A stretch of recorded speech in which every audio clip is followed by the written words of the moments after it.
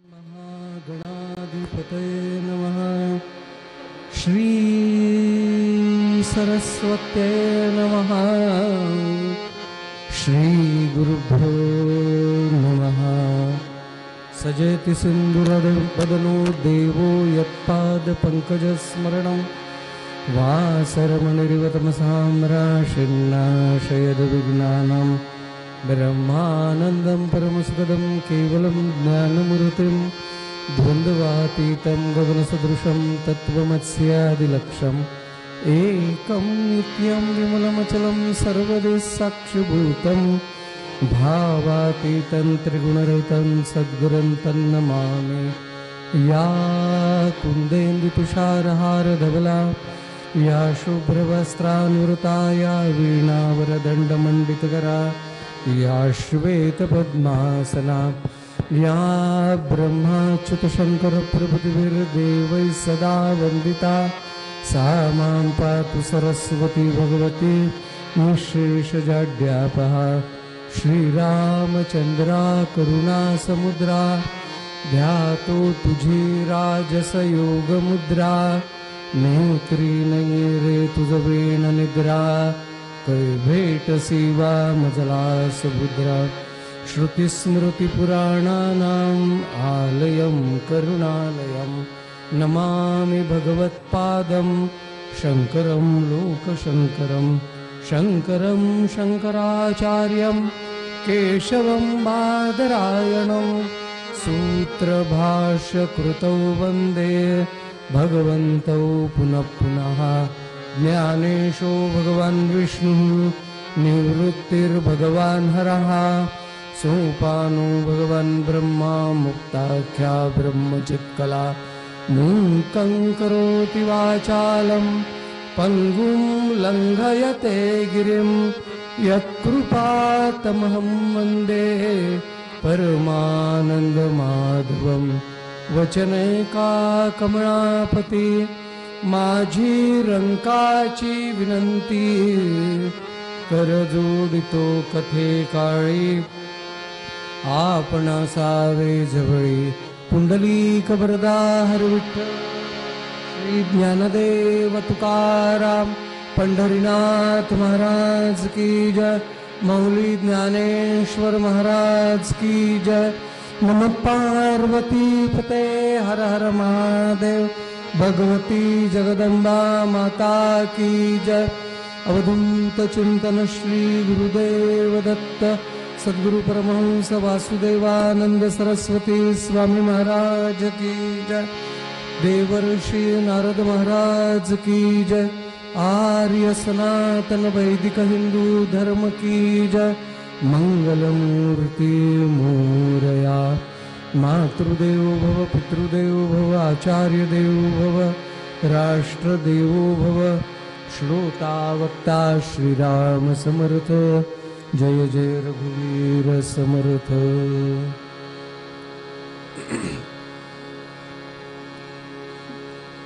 हरि जय जय राम कृष्ण हरि हरि जय जय राम कृष्ण हरि हरि जय जय राम।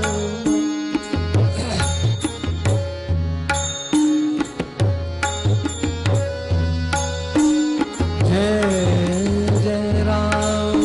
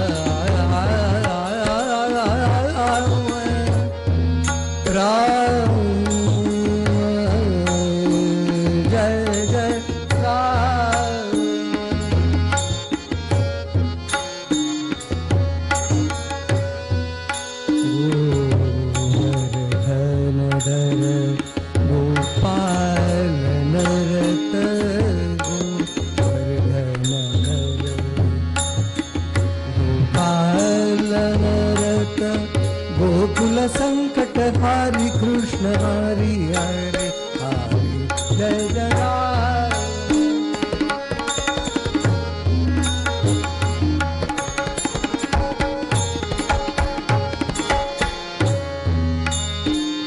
नवनीरद नीरद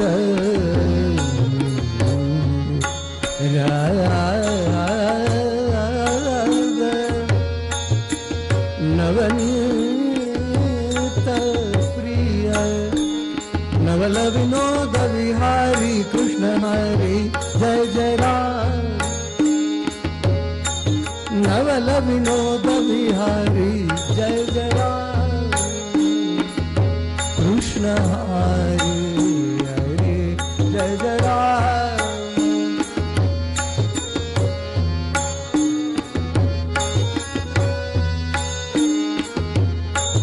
दुर्वासोनुत दुःख विमोचन दुर्जन संगम हरे जय जय राम।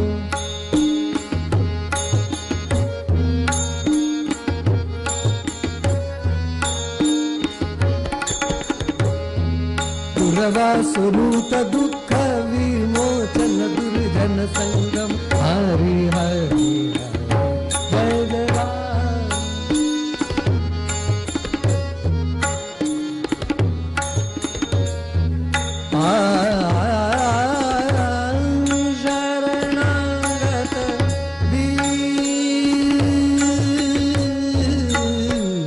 शरणागत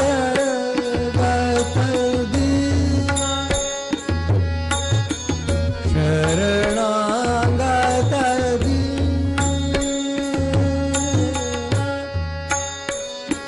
दीना दीना शरणागत दीना।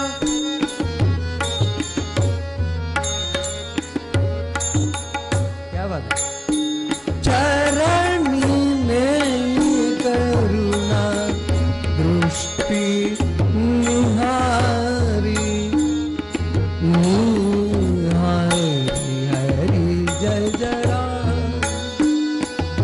कृष्ण हरि हरि जय जय राम। जय जय राम हरि जय जय राम। रूप पाहता लोचनी रूप पाहता लोचनी रूप पाहता लोचनी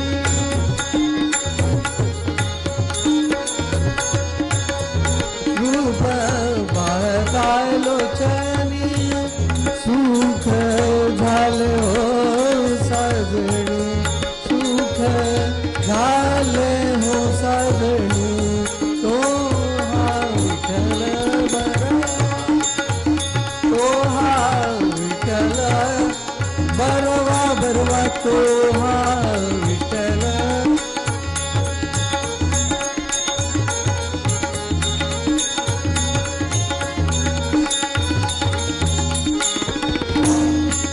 तो हा माधव बरवा तो हा माधव बरवा बरवा तो हा विठ्ठल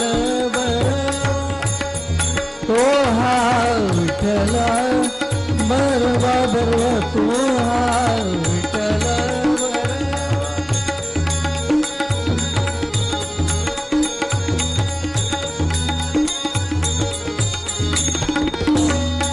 बहुत सुकृताची जोडी बहुत सुकृताची जोडी म्हणून विठ्ठली आवडी म्हणून विठ्ठली आवडी सर्व सुखाचे आगर सर्व सुखाचे आगर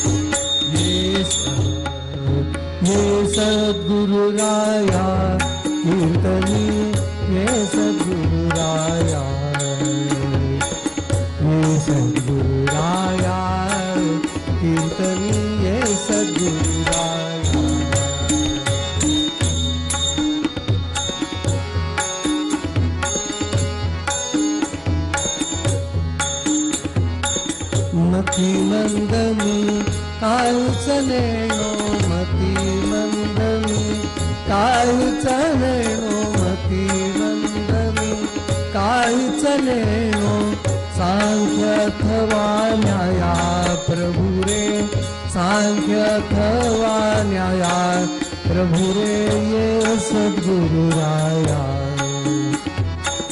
ये सद्गुरु राया कीर्तनी ये सद्गुरु राया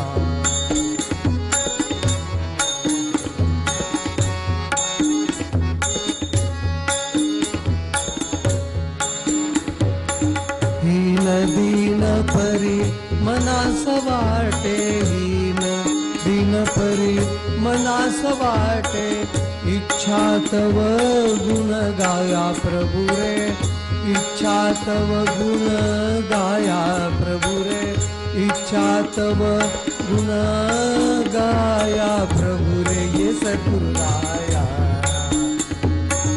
ये सद्गुरु राया कीर्तनी ये सद्गुरु राया जनार्दन सद्गुरु ते विनवी जनार्दन सद्गुरु ते विनवी निरंजनी चाराया प्रभु रे निरंजनी चाराया प्रभु रे ये सद्गुरु राया ये सद्गुरु राया कीर्तनी ये सद्गुरु राया ये सद्गुरु राया कीर्तनी ये सद्गुरु राया गुरु महाराज गुरु जय जय परब्रह्म सद्गुरु मना जय जय गुरु महाराज गुरु जय जय परब्रह्म सद्गुरु जय जय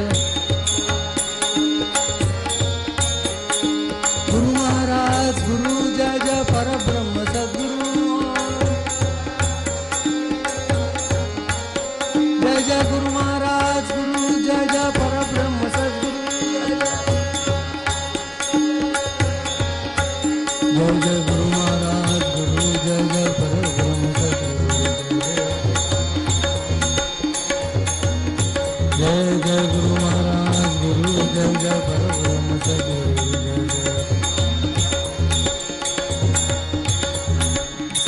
सीताकांत स्मरण जय जय राम महारुद्र हनुमान की जय श्री ब्रह्म चैतन्य स्वामी महाराज की जय गोपाल कृष्ण भगवान की जय मंगलमूर्ति मोरया जय जय रघुवीर समर्थ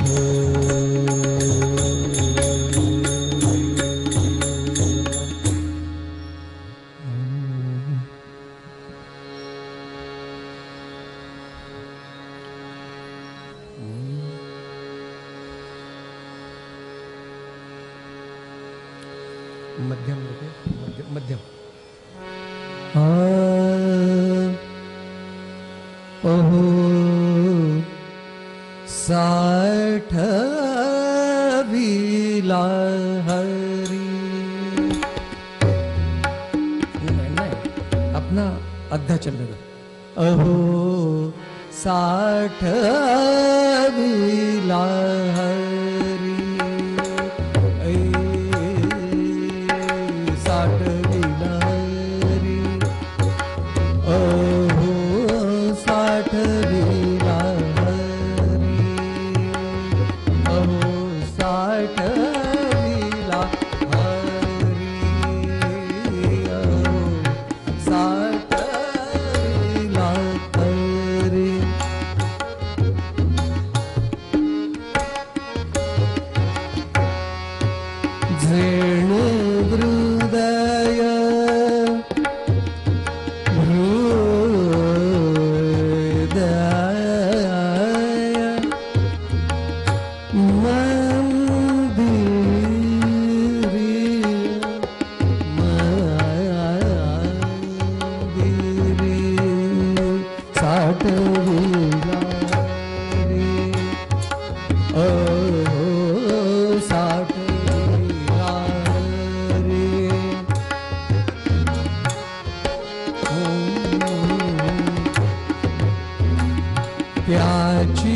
सरली येर झार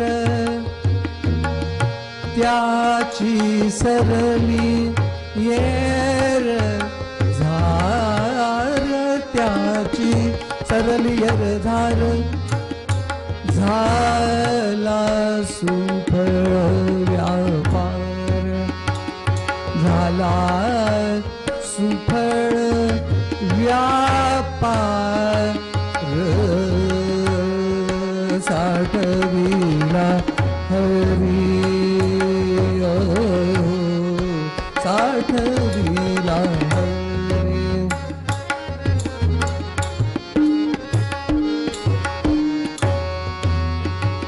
हरी आला हाता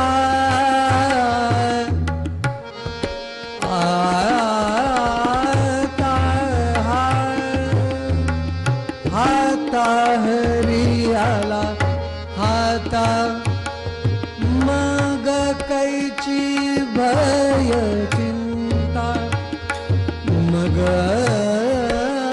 कैची भय चिंता चिंता चिंता साठविला हरी ओ साठविला हरी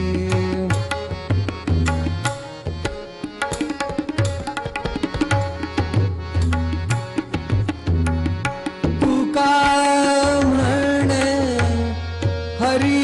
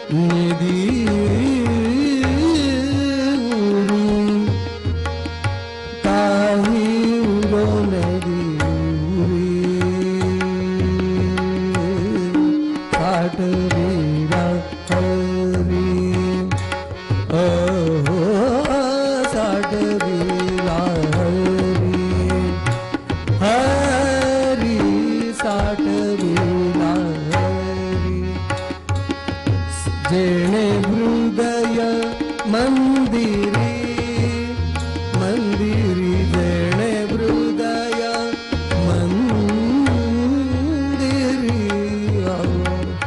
साठविला हरी साठविला हरी साठविला हरी साठविला मारुतिराया बल भीमा हो बल भीमा बल भीमा बल भीमा बल भीमा हो बल भीमा बल भीमा राम राम राम राम सीताराम सीताराम राम राम राम राम राम राम राम सीताराम सीताराम राम राम राम सीताराम सीताराम राम राम राम सीताराम सीताराम राम राम राम सीताराम सीताराम राम राम राम सीताराम सीताराम राम राम राम सीताराम सीताराम राम राम राम राम सीताराम सीताराम राम राम राम राम सीताराम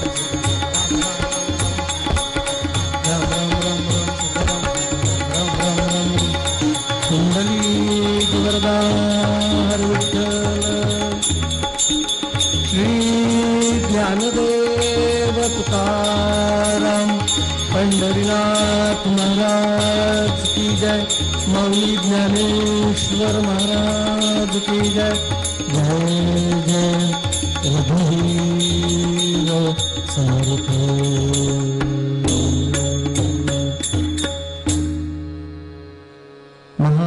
योगपीठे तटे भीमरथ्याम्बरं पुण्डरीकाय दातुन्मुनीन्द्रे समागत्य तिष्ठन्तमानन्दकन्दं परब्रह्मलिङ्गं भजे पाण्डुरङ्गं नमामि सद्गुरुं शान्तं सच्चिदानन्दविग्रहं पूर्णब्रह्मपरानन्दमिषमान्दिवल्लभं या देवी सर्वभूतेषु लक्ष्मीरूपेण संस्थिता नमस्तस्यै नमस्तस्यै नमस्तस्यै नमो नमः।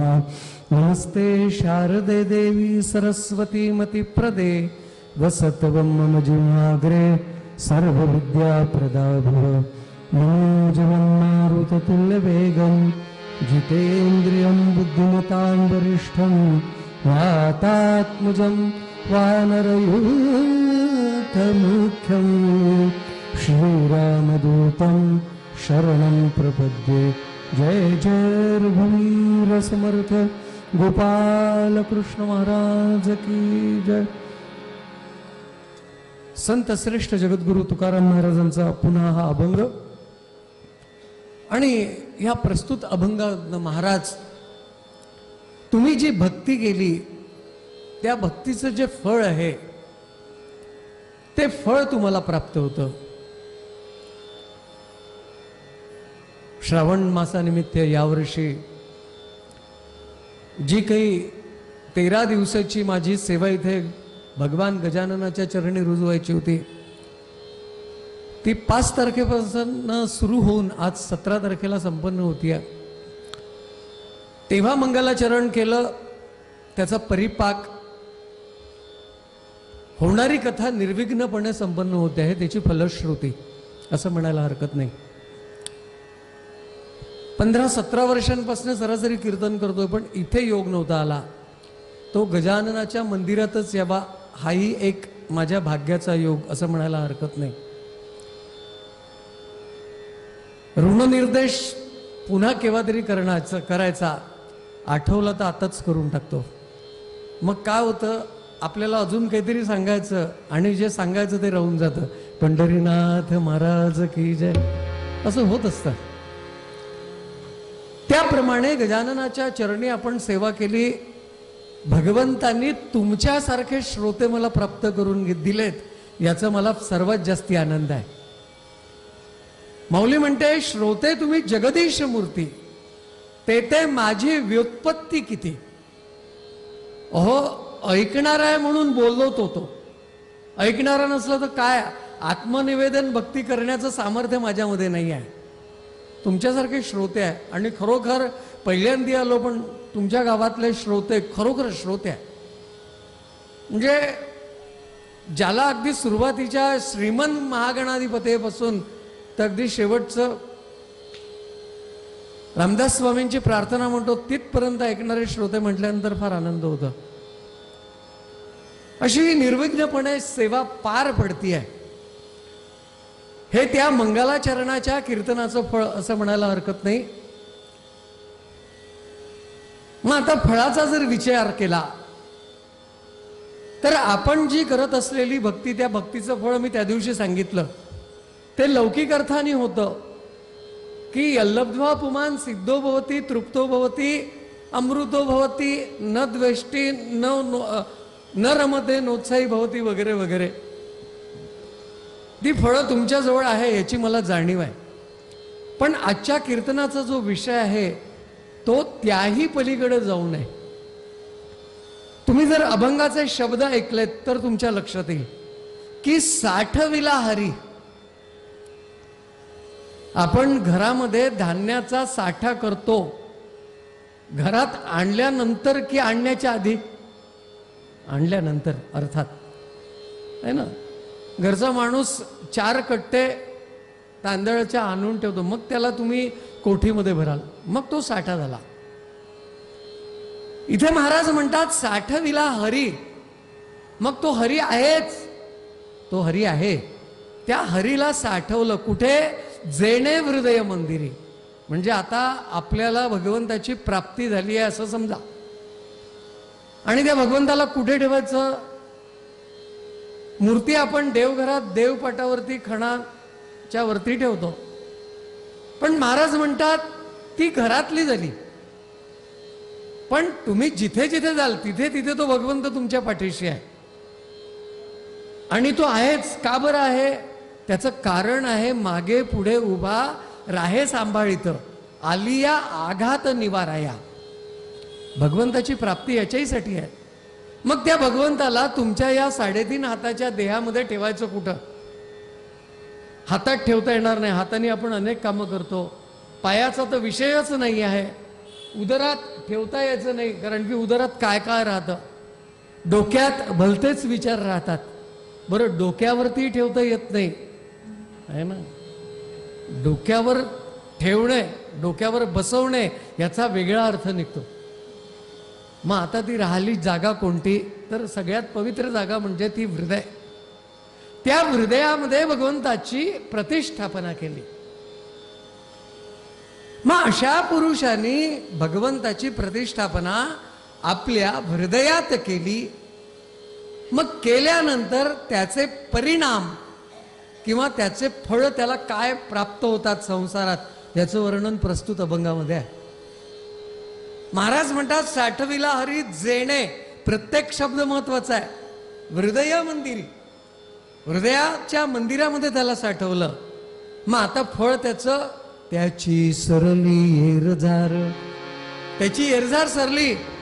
एरझार सरली म्हणजे सरकारी नोकरीत असेल तर रिटायर्ड झाला का? नाही. एखादा व्यावसायिक असेल तर मुलगा व्यवसाय सांभाळतो म्हणून घरी बसला का? तसं नाही. याचा अर्थ वेगळा आहे. त्याची सरली एरझार म्हणजे त्याची जी ही जन्ममृत्यूची जी एरझार आहे ती सरली. त्याला मोक्ष प्राप्त झाला, मुक्ती प्राप्त झाली. त्याची सरली एरझार झाला सुफळ व्यापार. मग आता जन्माला आला, जन्माचं सार्थक झालं, भगवंताची प्राप्ती झाली आणि एरझार संपली, मुक्ती प्राप्त झाली. मग एवढं सगळं घडल्यानंतर त्याचा परिणाम काय झाला? सुफल व्यापार. एखादा माणूस नोकरी करतो, त्याचं काहीतरी नियोजन असतं. पहिले सुरुवातीचे 10-15 वर्ष 20 वर्ष सुजाण जो व्यक्ती असेल तो करतो बरोबर. रिकरिंग वगैरे वगैरे काय म्हणतात ते मला माहिती नाही, पण त्याचं नियोजन करतो. म्हणजे वयाच्या 40-45च्या नंतर त्याला एक विशिष्ट अमाऊंट, एक रक्कम आपल्या आयुष्यासाठी मिळेल. कोणी फिक्स डिपॉझिट करतो, कोणी काही, कोणी काही. रिटायर्ड झाल्यानंतर तो म्हणतो, मला आता कोणाची गरज नाही, मी माझी व्यवस्था करून ठेवली आहे. मग त्याला म्हणायचं झाला सुफल व्यापार. एखादा व्यावसायिक असेल, त्या व्यावसायिकांनी एखाद्या बँकेतनं जर कर्ज घेतलेलं असेल, बँक मॅनेजरने त्याला 10 लाख रुपये कर्ज दिलं आणि आर्थिक वर्ष संपलं, 31 मार्च झालं की तो लास्ट वीकला त्या ज्याला कर्ज दिलं त्याला सांगतो, मला तुम्ही बॅलन्स शीट 10 तारखेपर्यंत आणून द्या किंवा जास्तीत जास्ती समोरचा 1 महिना. का बरं? बॅलन्स शीट म्हणजे ताळेबंद. तुम्ही वर्षभरामध्ये काय दिवे लावले, नुकसानीत आहे की फायद्यामध्ये आहात?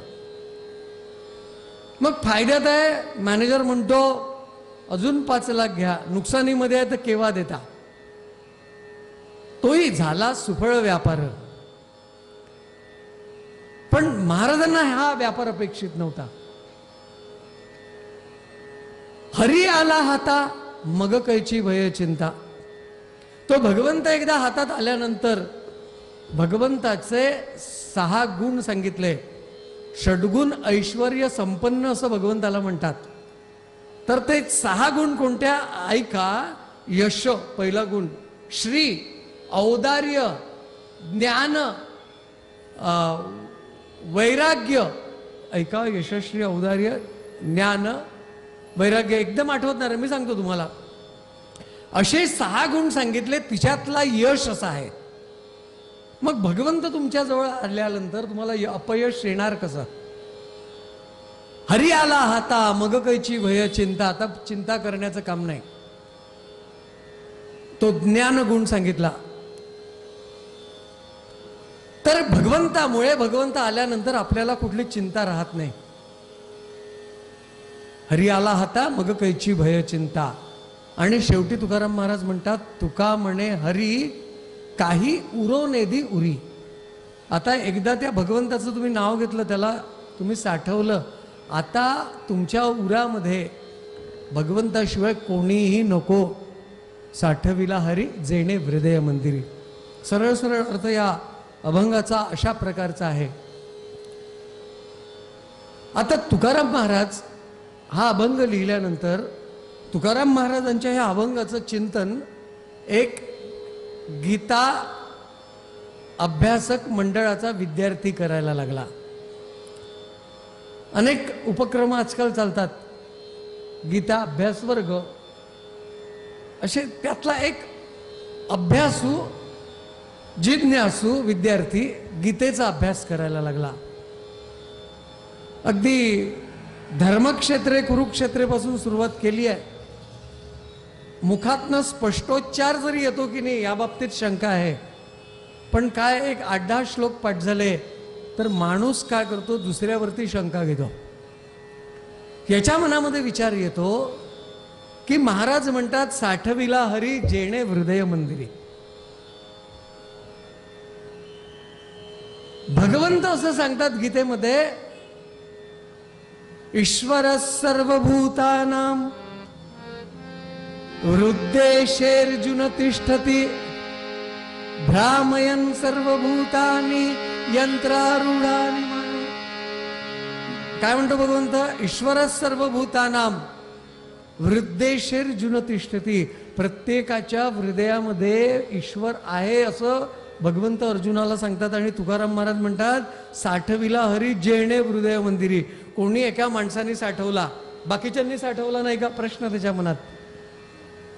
ठीक आहे, गीतेचा अभ्यास नसेल, पण म्हणाले पंत म्हणाले, म्हणजे मोरोपंत म्हणाले काय, भूजल तेजस मीरक रवी शशी काष्टादिकी असे भरला स्थिर चर व्यापुनी अवघा तो जगदात्मा दशांगुली उरला.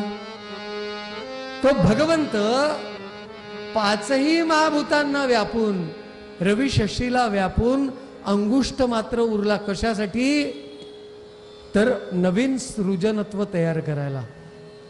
म्हणजे यांना तेही माहिती नाही भगवंत आहे. अशा अनेक विचार त्याच्या मनामध्ये आले. अरे त्या पुरुष सूक्तामध्ये लिहिलेलं आहे, अत्यतिष्ठत दशांगुलम. तिथेही तो अंगुष्ठी मात्र तिथे उपअब्जे थांबलेला आहे भगवंत. मग असं असताना तुकाराम महाराज साठविला हरी जेणे हृदय मंदिरी असं का बरं म्हणतात, प्रश्न आहे. पण असा प्रश्न कोणाच्या मनामध्ये येईल, त्याला आमच्या इकडल्या बोलीभाषेमध्ये अर्ध्या हळकुंडात पिवळा असं म्हणतात. की थोडं ज्ञान झालं, खूप झालं. आणि खास करून हे जे डिग्री कॉलेजला वगैरे जे जातात की नाही त्यांच्याबद्दल तो बोलायलाच नको. आज तरी बरंच सामान्य वातावरण आहे, पण पूर्वीच्या काळी साधी ती डिग्री जरी मिळवली तर ते टोपी घालून आणि ते अंगरखा घालून असा तो फोटो राहायचा आहे ना. कोणतं विद्यापीठ जे तुमच्या इकडे असेल तसं, म्हणजे काय केलं त्यांनी असं त्याला वाटायचं. असा एक MA MPhil PhD झालेला विद्यार्थी, त्याला असं वाटलं सगळं ज्ञान मला, सगळं साहित्याचं ज्ञान मला, याच भावनेमध्ये वागत होता. त्याला आपल्या आजोळला जायचं काम पडलं. जुना काळ, लहानसं खेडं, त्या खेडेगावात गेला. गेल्यानंतर अर्थात कॉलेजचा विद्यार्थी म्हणून सुटापुटात गेला. अगदी हॅट वगैरे लावून गेला, आजोळच्या घरी गेला, तिथे राहिला. आणि गावात अशी पद्धत आहे की गावामध्ये कोणी पाहुणा आला तर त्याला लोक बोलावतात, बापूसाहेब उद्या तुम्ही आमच्याकडे या, उद्या तुम्ही आमच्याकडे या. 4-8 दिवसासाठी गेलेला हा व्यक्ती एका तेली मामाकडे गेला. तेली मामा म्हणजे ज्याचा तेव्हाच्या काळात घाणा होता. त्या घाण्यामध्ये शेंगदाणे घातल्यानंतर तेल निघायचं किंवा तीळ जवस जे काही असेल ते. असा कर्माप्रमाणे व्यवसाय असलेल्या एका तेली मामाच्याकडे गेला आणि गेल्यानंतर त्यांनी बोलावलं म्हणून गेला. काय 8:30-9 गेला असेल. तिथे गेल्यानंतर त्या मामांनी त्यांचा सत्कार केला, स्वागत केलं, बसायला गादी टाकली, तिच्यावरती बसवलं ओसरीमध्ये. पाणी आलं, गुळ आला, चर्चा चालू झाली. याला वाटलं शहरातच काय, खेड्यात तर काही सांगताच काही चालतं, कोणाला कसंही बोलता येतं, पण खेड्यातले किती लोक हुशार राहतात हे जो खेड्यात जाईल त्यालाच कळतं. खरं म्हणजे आपण त्यांना वेडे समजतो, पण ते आपल्याला 10 पट वेडे समजतात, याला काही कळत नाही. यांनी त्या मामाशी चर्चा करायला सुरुवात केली. काय मामा, तुम्ही मगापासून अर्धा तासपासून माझ्याशी बोलता, पण हा वेळ तुम्ही फुकट घालवला असं तुम्हाला वाटत नाही का? हा म्हणाला, बिलकुल नाही. अहो, तुम्ही माझ्याशी बोलता, या वेळेत जर तुम्ही तुमचा तो घाणा चालवला असता तर निदान काय किलो, 2 किलो, 5 किलो तेल निघालं असतं. हा म्हणाला, माझा घाणा चालूच आहे. तुम्हाला कोणी सांगितलं घाणा बंद आहे? पण हा हार कुठे म्हणेल, शिकलेला होता. तो म्हणाला, घाणा चालू आहे. हो, आमची पद्धत आहे. बैल तिथे, मी त्या घाण्याला जुंपला आणि बैल आपलं काम करतोय. याचा प्रतिप्रश्न मामाला. पण का हो, तो बैल फिरतो असं तुम्हाला वाटतं, पण जर यदा कदाचित बैल एकाच ठिकाणी उभा असेल तर मग त्याचा परिणाम काय? मामा म्हणाले, याची जाणीव आम्हाला आहे. त्या बैलाच्या गळ्यात आम्ही घंटा बांधलेली आहे, पहा, गुणगुण गुणगुण आवाज तुम्हाला येतोय. आता तरी चूप बसवणं पण नाही, एमफिल PhD होणारा होता. तो म्हणाला, असं जर झालं असेल तर तुमचा बैल हुशार असेल तुमच्यापेक्षा, आणि उभ्या उभ्याच जर तो मान हलवत असेल आणि तुमचा बुद्धिभेद करत असेल तर तुम्ही काय कराल? त्यावरती मामांनी त्याला एकच उत्तर दिलं. काय उत्तर दिलं? म्हणाले, बापूसाहेब, आमचा बैल विद्यापीठात शिकायला गेला नाही, पंढरीनाथ महाराज की जय. है ना, तो बैल काही विद्यापीठात गेला नाही. असे लोक राहतात. गीतेचं पूर्ण अध्ययन केल्याशिवाय तुकाराम महाराजांना दोष देतो. काय की यांना ईश्वर सर्वभूतानां हृदयेषर्जुन तिष्ठती साठविला हरी जेणे हृदय मंदिरी असं म्हणतात. पण भगवंतांनी सांगितलं, मत्तः परतरम नान्यत् किंचिदस्ति धनंजय मयि सर्वमिदं प्रोक्तम सूत्रे मणिगणाइव. हे कोण वाचेल? आहे ना, म्हणून मी म्हटलं अर्ध्या हळकुंडात पिवळे. भगवंतांनी सांगितलं, या सृष्टीमध्ये प्रत्येक ठिकाणी मी व्यापलेलो आहे, माझ्याशिवाय सृष्टी नाही आहे. म्हणून संत म्हणतात, जे जे दिसे भूत ते ते मानिजे भगवंत. का बरं? अहो, साध्या त्या दगडात सुद्धा भगवंत आहे. तुम्ही म्हणाल आम्ही मानत नाही. का बरं मानणार नाही? ज्या प्रभू श्री रामचंद्राची मूर्ती ज्या पाषाणामध्ये तयार झाली, ती शिळा त्या गंडकी नदीमध्ये होती ना. मूर्तीला आकार यायच्या आधी काय होतं? शिळाच होती, एक दगड होता. पण त्या दगडाचं परिवर्तन कशामध्ये झालं? साक्षात प्रभू श्री रामचंद्रांमध्ये झालं.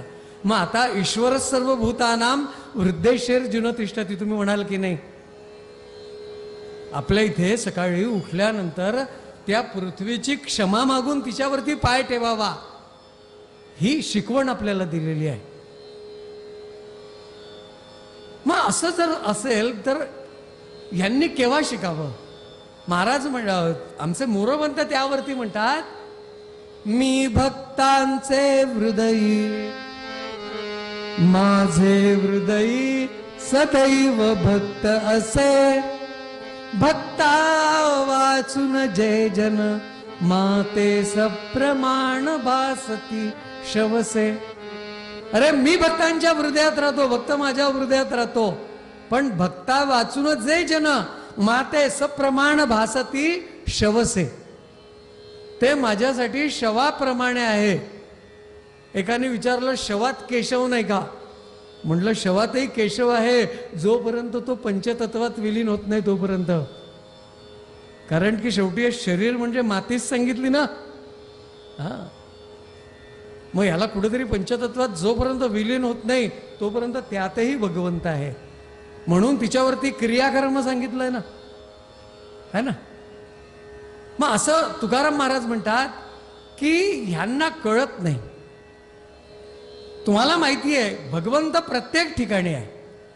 लाकडामध्ये अग्नी आहे, उसामध्ये साखर आहे, शेंगदाण्यामध्ये तेल आहे.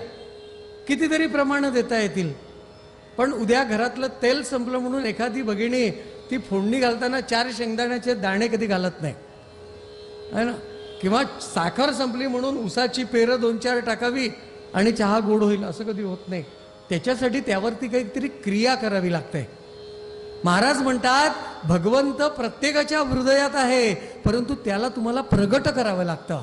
आणि ते प्रगट कसं करायचं? सद्गुरूंना शरण जायचं आणि सद्गुरू तुम्हाला जो उपदेश करेल त्या उपदेशाचं चिंतन मनन जप तुम्ही केला की मग तो भगवंत तुमच्या हृदयामध्ये प्रगट होतो.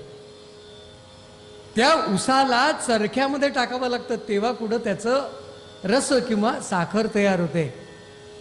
त्या यंत्रामध्ये घालायला लागतं. तिळाला घाण्यामध्ये घालायला लागतं. लाकडामध्ये अग्नी प्रज्वलित करावा लागतो. लाकडामध्ये अग्नी आहे. एकाने ऐकलं, दुसऱ्या दिवशी परगावाला जायला लागलं.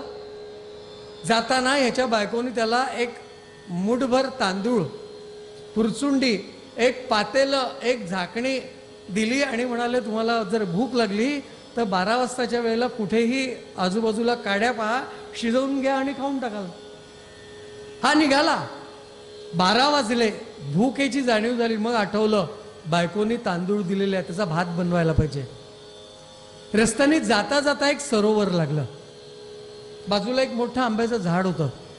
त्यांनी विचार केला इथेच तांदूळ धुवावेत, इथे शिजवावे आणि इथे आरामात बसून जेवावं. तलावावर गेला, त्या पातेल्यामध्ये तांदूळ घातले, स्वच्छ धुतले, बाहेर आला, 3 गोटे घेतले, त्याची चूल केली, त्यावरती ते पातेलं ठेवलं, बाजूबाजूला फिरला, 4 वाळलेल्या काड्या घेतल्या, त्या चुलीमध्ये तिथे घातल्या आणि बुंद्याशी टेकून मस्त आरामात झोपला राहिला. अर्धा तास झालं, वाटलं आतापर्यंत भात तयार झाला असेल. हळूच त्या पातेलीला हात लावतो, पण जशी स्थिती होती तशीच होती. ते तांदूळ काही शिजले नव्हते. का बरं? कारण की खाली फक्त लाकूड घातलं होतं. यांनी ऐकलं लाकडात अग्नी आहे. पंढरीनाथ महाराज की जय. लाकडात अग्नी आहे. पुन्हा अर्धा तास झाला, विचार करतो कालचा बुवा खोटं बोलला, लाकडात अग्नी वगैरे काही राहत नाही. आणि पुन्हा 1 तास झाला. आता भूक लागली, काय करावं? त्या गावचा एक माणूस येत होता. त्यांनी विचारलं पाहुणा काय झालं? त्यांनी सांगितलं लाकडामध्ये अग्नी आहे. हे काल त्यांनी सांगितलं, पण इथे भात तर शिजलाच नाही, पाणी पण गरम झालं नाही. त्यांनी त्या चुलीकडे पाहिलं, डोक्यावरती हात मारून घेतला, म्हणाले काय पाटील तुम्हाला बोलावं, पाहुणं तुम्हाला बोलावं, असं होतं का कधी? अरे पण बुवाने सांगितलं ना. तर बुवाने खोटं थोडीच सांगितलं. लाकडात अग्नी आहे पण त्याच्यावरती काही क्रिया. मग आता काय करायचं? आमच्या गावात चला, तिथे म्हणाले एक अग्निहोत्री ब्राह्मण आहे. आता अग्निहोत्री म्हणजे ज्याच्याकडे अग्निहोत्र आहे. आजकाल लोकांच्या हातामध्ये अग्निहोत्र राहतं. पंढरीनाथ महाराज की जय. ते अग्निहोत्री वेगळे, हे वेगळे. म्हणाले त्याच्याकडे जा आणि मंथन करा. रवी घ्या, दोरा घ्या आणि त्याचं काष्टा घ्या, त्याचं मंथन करा. आजही अनेक लोक कर्मकांडामध्ये त्या अग्नीला आगडवीने प्रज्वलित नाही करत. अनेक लोक आहेत, सगळे करतात. तर त्याप्रमाणे घर्षण करा. आणि असं जो करतो त्याला पंडित असं म्हणतात, नाही तर त्याला पडित म्हणायचा. अनुस्वार काढून टाकायचं. शास्त्र काय म्हणतं? यक क्रियावान सा पंडित हा. जो क्रिया करतो त्याला पंडित म्हणायचं. मग साठविला हरी जेणे हृदय मंदिरी. प्रत्येकाच्या हृदयामध्ये भगवंत आहे, पण तो भगवंत असताना त्या भगवंताचं प्राकट्यीकरण करायला पाहिजे. साधी राजस्थानमधून मूर्ती आणल्यानंतरही आपण ती स्थापित करताना तिची प्राणप्रतिष्ठा करतो, है ना. ज्याप्रमाणे माझ्या हृदयात प्राण आहे त्याप्रमाणे या मूर्तीमध्ये प्राण यो असे मंत्र आहेत, सांगितलेले आहेत. तिच्यानं क्रिया करायला लागते. मग साठविला हरी जेणे हृदय मंदिरी त्याची सरली येर झालं. हे महाराजांनी म्हटलं तर काही चूक म्हटलं का? काय झालं, एकदा देवर्षी नारद धर्मराजाकडे भेटायला आले आणि आल्याबरोबर त्यांचं स्वागत झालं.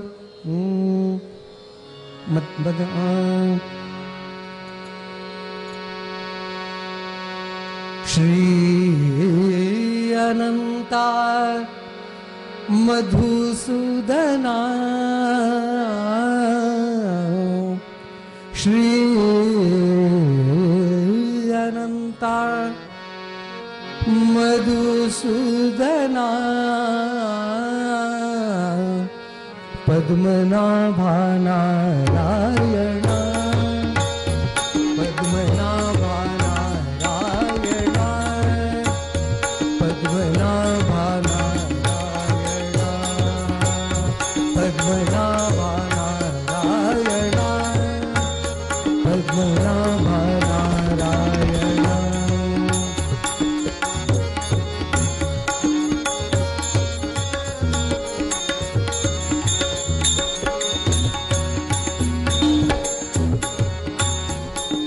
सकल देवादिदेवा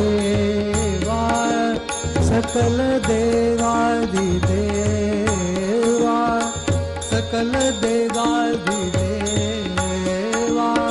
कृपाळू आजी केशवा कृपाळू आजी केशवा महानंदा महानुभावा महानंदा महानुभावा सदा शिवा सदरूपा पद्मनाभा पद्मनाभा नारायणा पद्मनाभा नारायणा पद्मनाभा नारायणा पद्मनाभा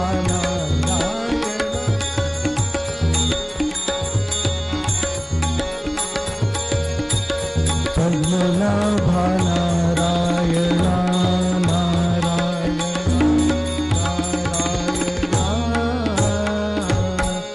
हरिनारायण. भगवंताचा नामोच्चार करत धर्मराजाच्या त्या राजसभेमध्ये आले. धर्मराजांनी देवर्षी नारदांची यथोचित पाद्यपूजा केली आणि नारदांना म्हणाले, नारदा आज तुम्ही आमच्या दरबारामध्ये आले, राजसभेमध्ये आले, मला अत्यंतिक आनंद झाला. नवे नवे तुम्ही खरं म्हणजे भगवंतापेक्षाही श्रेष्ठ आहात ही भावना माझी आहे. कोण म्हणतं? धर्मराज देवर्षी नारदांना म्हणतात. देवर्षी नारद म्हणतात, असं कसं वाटलं? तुला वाटलं हे ठीक आहे, पण त्याला काहीतरी प्रमाण पाहिजे. प्रत्येक गोष्ट बोलायची ती सप्रमाण बोलायला पाहिजे. धर्मराज म्हणतो, मी तुम्हाला प्रमाण देऊ शकेल. मग ते प्रमाण कोणतं? चंपू काव्यामध्ये असं वर्णन आहे, पृथ्वी तावदियं महत्सु महती तद्वेष्टनं वारिधि पीतोऽसो कलशोद्भवेन मुनिना सव्योम्नि खद्योतिवत् तद्विष्णोर्दनुजाधिनाथ दमने पूर्णं पदं नाभवत् देवोऽसो वसति त्वदीय हृदये त्वत्वोऽधिककप्परा गोपाल कृष्ण महाराज की.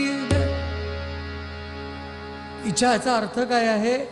ते म्हणतात, पृथ्वी तावदियं महत्सु महती.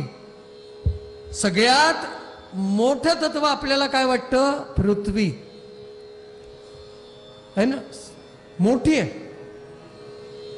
ही पृथ्वी मोठी आहे, पण पृथ्वी जरी मोठी असली तरी त्या पृथ्वीला कुठेतरी मर्यादा आहे की नाही?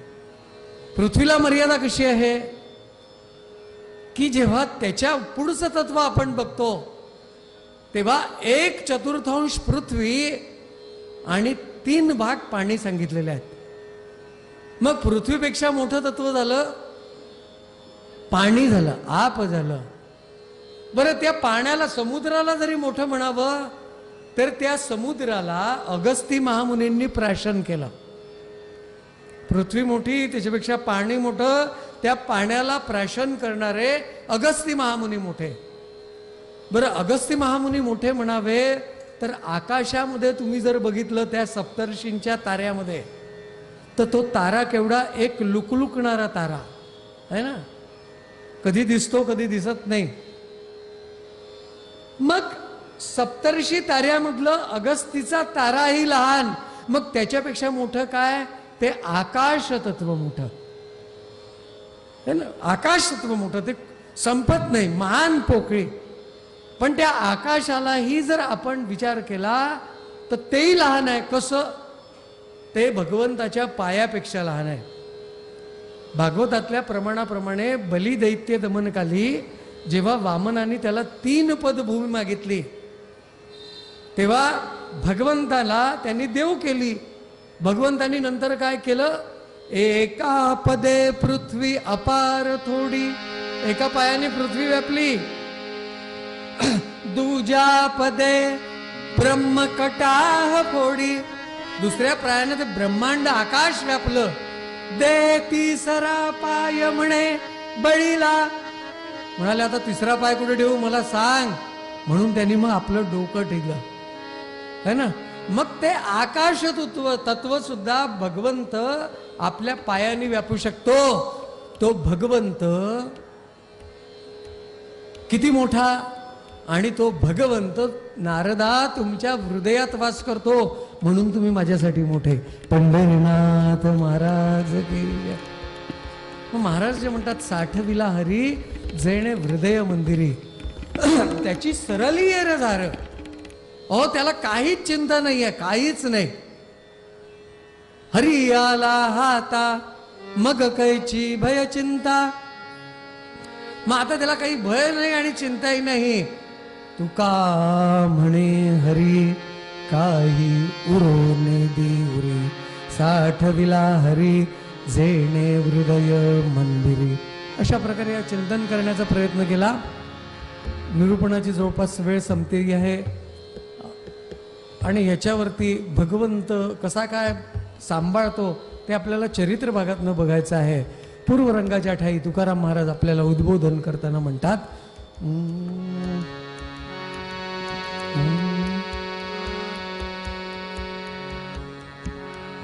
साठविला हरी ही, साठविला हरी हरी, साठविला हरी हृदय मंदिरी. साठविला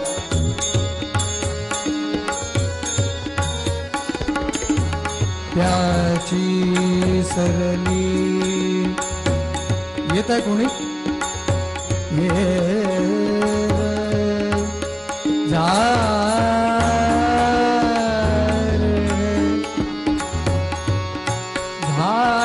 सुफळ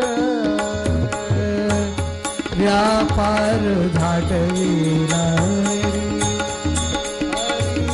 साठविला हरी, साठविला हरी. महाराज इथे म्हणतात, साठविला हरी जेणे हृदय मंदिरी. त्याची सरली येर झाला सुफळ व्यापार.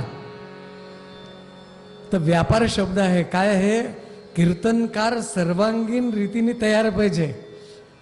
कुठे फुलस्टॉप द्यायचा, कुठे स्वल्पविराम द्यायचा, कुठे वाढवायची नारद हरिदासाची कथा आणि कुठे आवर्ती घ्यायची, किंवा त्या तुमच्या हनुमंताच्या शेपटीसारखं गुरुजींनी सगळं सांगून ठेवलेलं आहे. त्याच्यामुळे काही फरक पडत नाही. हो, उपकार आहेत, सद्गुरूंचे उपकार आहेत. त्याची सरली येर झाला सुफळ व्यापार. मग हा व्यापार कसा सुफळ झाला? व्यापार सुफळ झाला तर झाला कसा, असं म्हणतात. एकाने, एक माणूस चोरच होता, बाजारात गेला. बाजार होता घोड्याचा. त्या बाजारात गेला, घोडे अनेक असे बांधलेले होते. प्रत्येक घोड्याजवळ जावं, थाप द्यावी, त्याचे दात पाहावे, त्याला उचकवावं, काय ताकद आहे वगैरे वगैरे वगैरे, आणि त्या घोड्याची परीक्षा करत होता. एक घोडा त्याला बरा वाटला. त्यांनी विचारलं किती किंमत? हा म्हणाला 50,000. हा म्हणतो 50,000. परत त्या घोड्याची परीक्षा केली. हा म्हणाला ठीक आहे, 50,000चा तुमचा घोडा राहू शकतो, नवे नवे मी 1,00,000 रुपये देईल, पण माझ्या परीक्षेमध्ये घोडा उत्तीर्ण झाला पाहिजे. बरोबर आहे ना? वैयक्तिक वरून चाचणी केली, पण याची रपेट मारली पाहिजे ना, त्याच्याशिवाय कसं शक्य आहे? हा म्हणाला मी जो घोडा घेतला ना, आजकाल काळ इतका बदलला, त्या घोड्याच्या 7 वंशाचं वर्णन, मेंटेनन्स एखाद्या कागदावरती राहतं. जे रेसमध्ये घोडे चालतात ना, त्याची आई कोणत्या खानदानीची होती, बाप कोणत्या खानदानीचा होता, याचं वर्णन राहा. अहो घोड्याच्या बाबतीत तर राहू द्या, कुत्र्याच्याही बाबतीत राहायला लागलं. पंढरीनाथ महाराज की जय. लोक सांगतात आमच्या कुत्र्याचं ओरिजिन तिकडचं आहे. मग ते असं सगळं सांगितल्यानंतर हा म्हणाला मला त्याची एक रपेट मारायची आहे, तोपर्यंत मी त्या घोड्याची परीक्षा घेतल्याशिवाय तुम्हाला 1,00,000 रुपये देईल. 1,00,000 रुपये, परंतु मी त्याची परीक्षा घेईल. आणि असं सांगितल्यानंतर तो घोडा त्यांनी तिच्यावरती ती गादी वगैरे टाकली, नाल लावली त्याला आणि बसला. त्या घोड्याला त्याला चालवता यायचं, आणि त्या घोड्याला घेतलं आणि जे रपेट मारली मारली मारली मारली मारली मारलीच मारली. पंढरीनाथ महाराज की जय. हा घोडा विकणारा पाहतो, कुठे गेला घोडा? 10 मिनिटं झाले, 15 मिनिटं झाले, अर्धा तास झाला, 1 तास झाला, पण हा काही दिसत नाही. याला वाटलं आपण बनलो, उल्लू झालो आपण, याला आपल्याला अनुलवणं जाऊ द्या म्हणाले, आता प्रारब्धात नव्हतं आपल्या. आता यांनी तो घोडा घेतला, खूप दूरवर नेला, परदेशामध्ये गेला आणि तिथल्या घोड्याच्या बाजारात तिथे लावला. तिथे लावला घोडा. का हो घोडा विकायचा आहे का? हो 10,000. हा म्हणाला नाही नाही, घोडा 10,000चा नाही आहे. ठीक आहे, नका घेऊ. मग बोलता बोलता पुन्हा किंमत तीच झाली, 1,00,000 रुपयाची. हा म्हणाला ठीक आहे. हा म्हणाला ठीक आहे, देतो 1,00,000 रुपये, पण मला रपेट मारू द्या. हा विचार करतो माझीच पद्धत काही करतो की काय. पण म्हणाले भाऊसाहेब घोडा तुम्ही न्या, पण तुमच्याजवळची एखादी वस्तू ठेवा. हा म्हणाला वस्तू का? सगळंच ठेवतो ना मी, माझं एवढं मोठं गाठोडं आहे, सगळं किमती सामान आहे, तिच्यामध्ये राहू द्या तुमच्याजवळ, मी घोड्याला नेतो. आणि तो घोड्यावर बसला. तो घोडा गेला गेला गेलाच गेला. ते आमच्या इकडे म्हण आहे, गया गया तो गयाही गया, फिर आयाही नाही. त्याप्रमाणे तोही गेला. मग एकाने विचारलं का किती घोडा आहे? घोडा कुठं आहे? विकला म्हणाले. काय किंमत मिळाली? काही नाही, जेवढ्यात घेतला तेवढ्यातच विकला. पंढरीनाथ महाराज की जय. असा व्यापार संत मंडळी करत नाही. साठविला हरी जेणे हृदय मंदिरी, त्याची सरली येरधार झाला सुफळ व्यापार. त्याप्रमाणे असा हा सुफळ व्यापार झाला. तो भगवंत काय करत नाही हो, भगवंत भक्ताच्या मागे. झालं का? आले ना महाराज? मग भगवंत काय करतो? भगवंत सरळ त्या भक्ताचं रक्षण करतो. कसं रक्षण करतो ते पूर्व रंगामध्ये सांगतो आणि नंतर त्याचं उत्तर रंगामध्ये त्याचं विवेचन करू. साठविला हरी हृदय, साठविला